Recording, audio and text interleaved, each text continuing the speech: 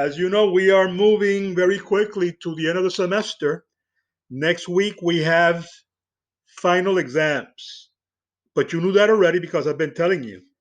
And I've also been telling you when we have our test. When is our test? Exactly. That will be Wednesday, December 9.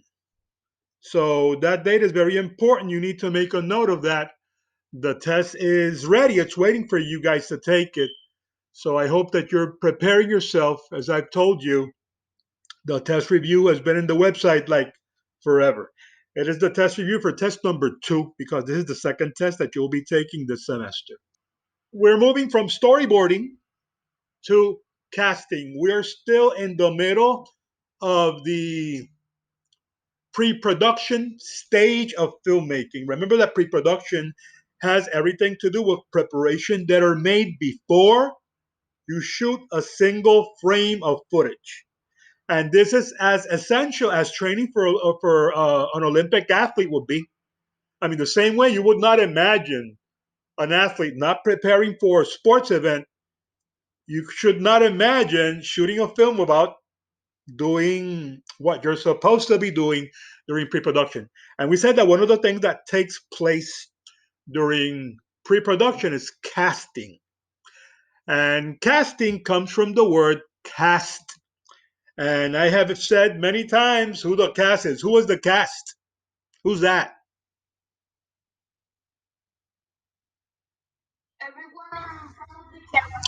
Anyone who works in front of the camera in a film project is considered cast. And cast is divided into two parts. You have the actors that they probably have speaking parts, but not every actor has a speaking part. Because if you're playing the role of someone who is mute, or I've seen movies where nobody talks. That's this funny movie I saw. It's not funny, but I'm saying it's funny because there's absolutely no dialogue in the movie. It's called Hell in the Pacific. And it's about these two soldiers. One is American and one is Japanese, and they are abandoned in this Pacific island, probably the most isolated part of the world, and they're still fighting a war that ended years ago. They still think that because news has not come to them that the war ended, and one is Japanese and the other one is American. So, and they're alone. They have nobody to talk to. The entire movie, they're trying to kill each other, and they're not talking. It's sad. It's funny in a sad way. Um, so, and then you have the other people that are what we call human scenery. They are there like a crowd in a mall, people walking by a pool. They have no speaking parts. A crowd and benches in a stadium in a sports event. Those people are called extras. And when you need like background human beings, those are extras, right? To give like more realism to the scenes. So there's a very important quote here by Alfred Hitchcock. Would any of you care reading it quickly? Yeah, sure. Go ahead.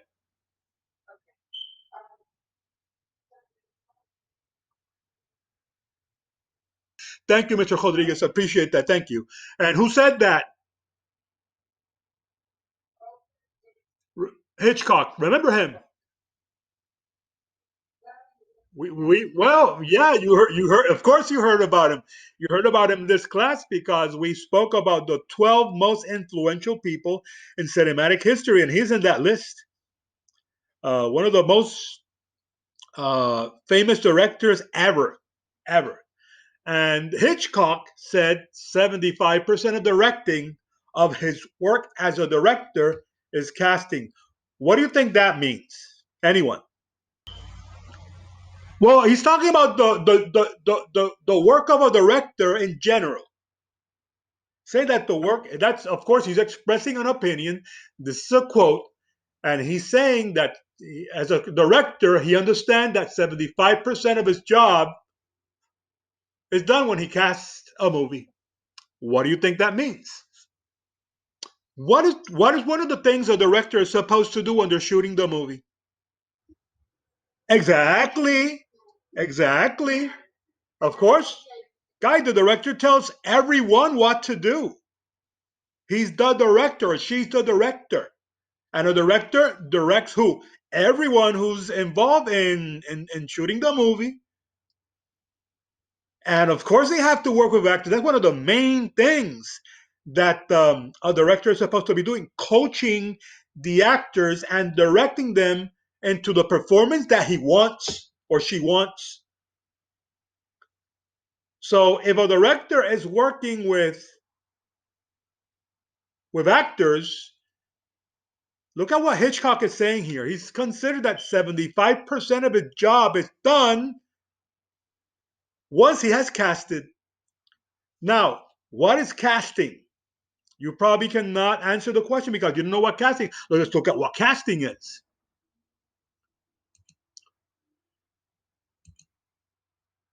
Casting is the process of choosing the right actor to bring a role to life in a movie or a film. You're hiring, it's a process of hiring this person. You find the person and you get the best possible person for that particular role. Does it have anything to do with how beautiful you are? No. It had, does it have to do anything with how famous you are? No. It had nothing to do with that. It's funny because sometimes I see, especially the ladies, especially the girls, they think that they look at acting like something glamorous, and uh, and when they're acting in a movie, they want to look like beautiful, like they're a supermodel, and that's the problem. They're confusing acting with modeling. If you're a model, if you want to be a model, then being beautiful might be important, might be a component, but not of acting, because acting has to do with becoming that character. You are trying to transform yourself into somebody else that you're not. Nowadays, I'm hearing a lot about no, if you're not this, you cannot play this character. If you're not that, you cannot play that character. Like for example, you're seeing that a lot. And I don't know how many of you follow news of movies and things like that. Like for example, for you to uh, play the role of a gay person, you have to be gay, which I think is ridiculous. Because you're acting, you're becoming somebody else, so you don't have to be. There's another movie that I heard this week that people were complaining because of a movie that came out because the actor that was performing the role of someone with autism, the person that was playing the role of an autistic person was not autistic. That they were supposed to hire someone with autism. Dude, do you know how stupid? You know how stupid that sounds? That is completely nuts. That is ridiculous. That to play the role of someone with autism, you have to be autistic. Give me, give me, give me a break. Um, you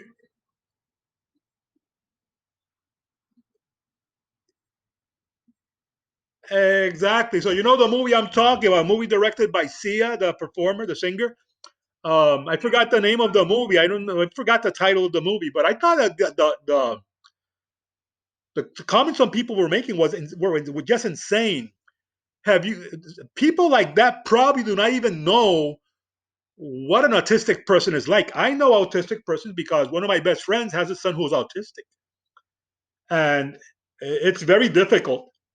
It's almost impossible to work with someone with autism because of their condition.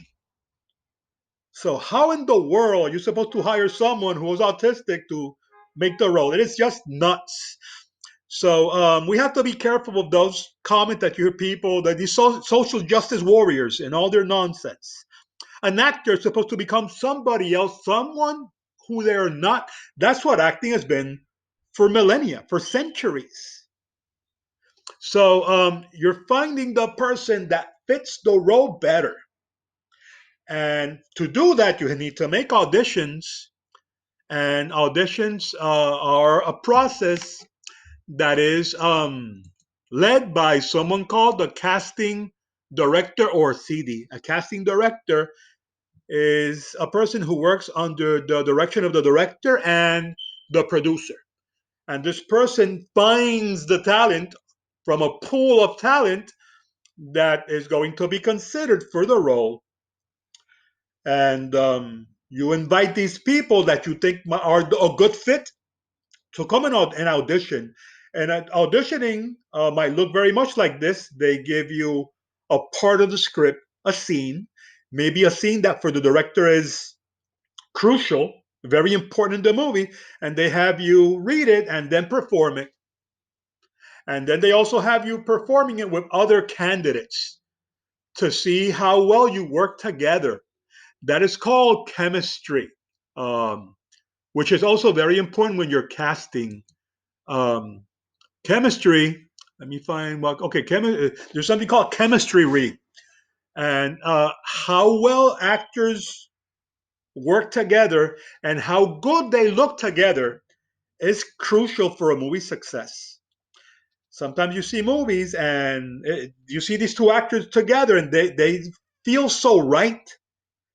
You have a picture here of a movie called The Mark of the Zorro, not the silent movie you saw, but the most recent adaptation with Catherine Zeta-Jones and Antonio Banderas. If you haven't seen it, they're very good, and they look together. They look so good together. They're actors that, and it doesn't necessarily have to be like a romantic role. It can be like friends or even enemies in a movie. These characters, and they look like good. It's like peanut butter and jelly. They just go together so fine. And how do you explain that? I don't know how to explain it. It's something that you have it or you don't. I don't think there's a way to create chemistry. You either bring it with you or you don't bring it. So that's why casting, that's why the auditions are so important. I have seen movies where you look at the actors that have the roles and you see them performing together, and they are just abhorrent. They have like no chemistry, and that has nothing to do with how good an actor is or not. That's the funny thing. You can be good actors. You can get two good actors, two great actors, and they might not have chemistry. Like they're like water and oil. They don't mix. An example of that. This is a good. What you're seeing here is a good example of chemistry, and I can give you many others, but I don't have time for that. Right? But just look at a movie and see how well some actors look together in a scene. But there are others that they just look like just look ridiculous. I consider Angelina Jolie to be a good actress. She's a very good actress. I don't like her as a person, but she's a good actress. You know who Angelina Jolie is, right? Okay. What about Johnny Depp? Do you know Johnny Depp? Oh, Johnny Depp, right? I think he's a very good actor too. I'm not sure he's a very nice person, but again, he's a very good actor. So there's no doubt in my mind because I've seen movies with them and they can perform very well. And remember, it has nothing to do with looking pretty or looking beautiful. It's losing yourself and becoming somebody else in a way that is believable. To sell the story because it's all about the story.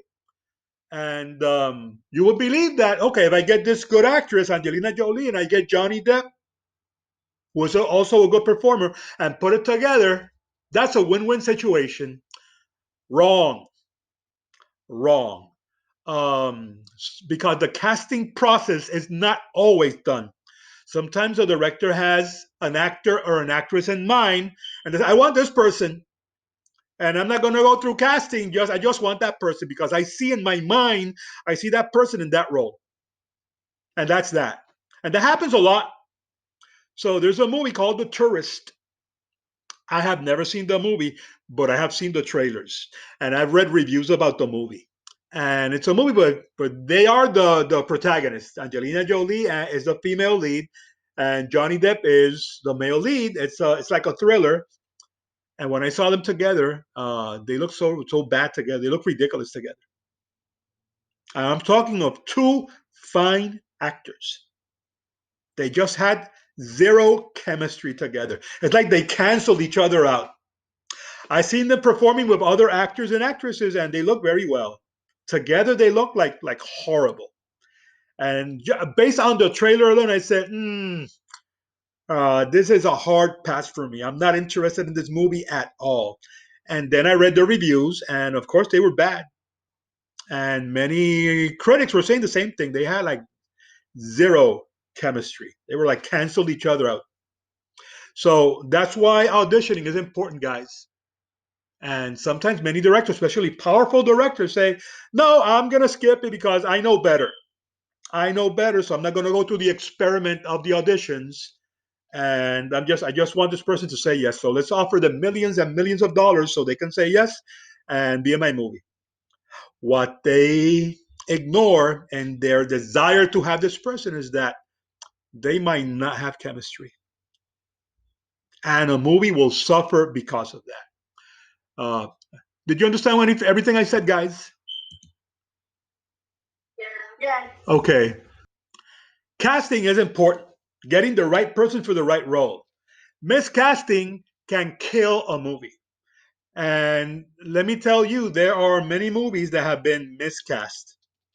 Uh, right now, the first one that comes to my mind is The Conqueror. I mean, it is horrific. Have you ever heard of an actor called John Wayne from a long time ago? He was in westerns.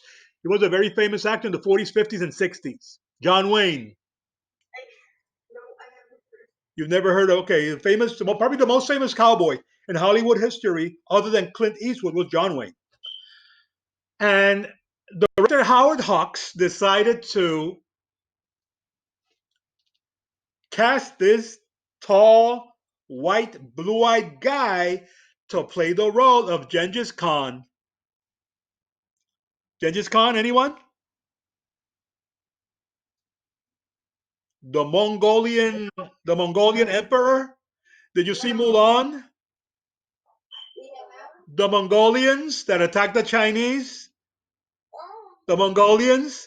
Imagine a white guy. They put makeup on him, to make him look Mongolian, and he looked so ridiculous. And then he did not even have a Chinese accent. He had like this cowboy accent. It was like, to this day, the worst casting ever. And he was a famous actor. I'm talking an A-lister. And that's an example, the best example, and it's horrific, of the wrong guy for the wrong role. So remember, it's not about being beautiful or being famous or being popular or being whatever. It's about you either fit that role or you don't. You either have the qualities and the talent or you don't. And sometimes having the talent is not enough. You having an Oscar is not enough for me to give you this role. Uh, or there usually casting is done by casting agencies, and they are contracted by the studios. Does casting take place in Puerto Rico? Yes, very much. Because movies are shot in Puerto Rico. You know that, right?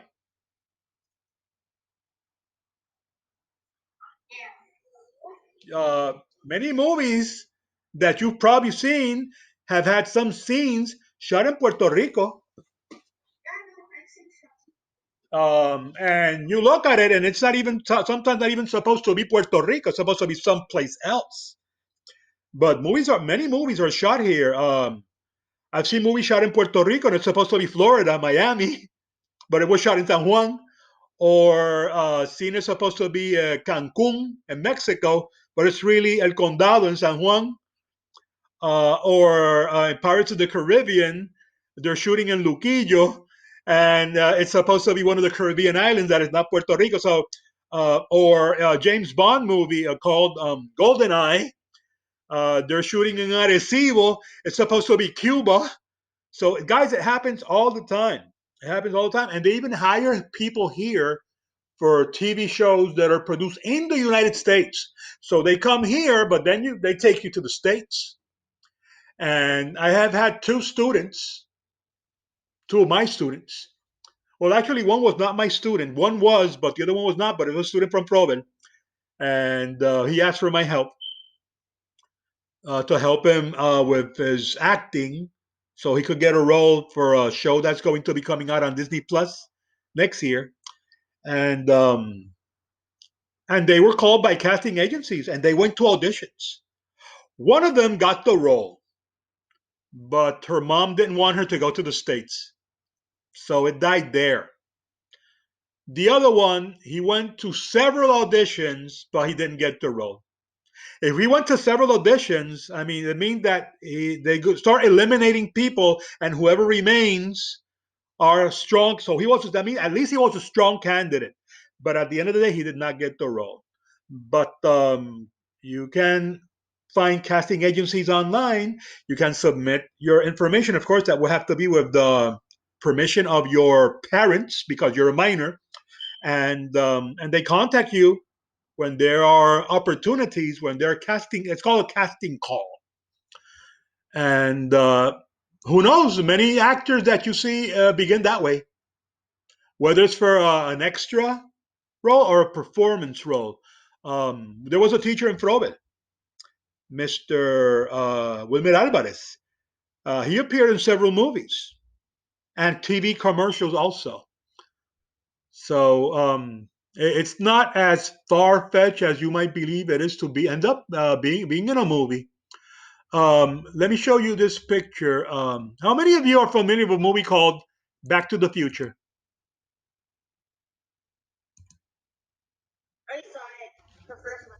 Guys, if you haven't seen Back to the Future, I mean, that's what I love. I love those movies. I love them. I just love them. To me, it's the best trilogy ever made. They are fantastic. I love those movies. Look at those pictures.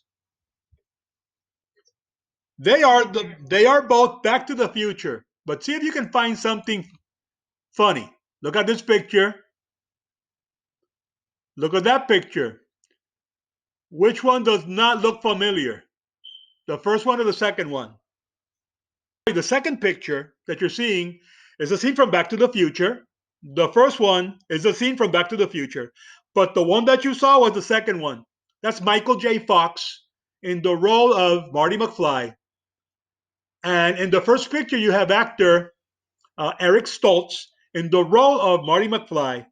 What's going on here? Well, the movie originally casted Eric Stoltz, but then the director, while he was filming the movie, wasn't loving it.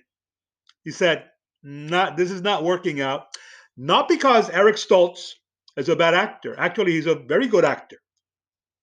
Probably a better actor. Probably a better actor than Michael J. Fox.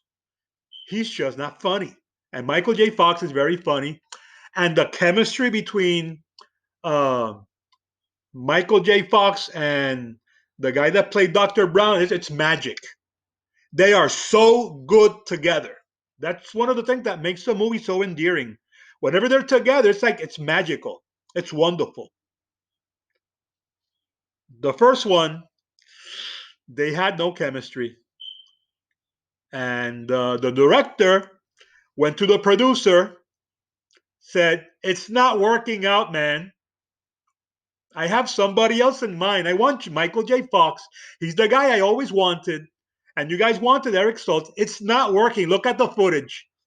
And the producer side said, "Tiene razón. You're right.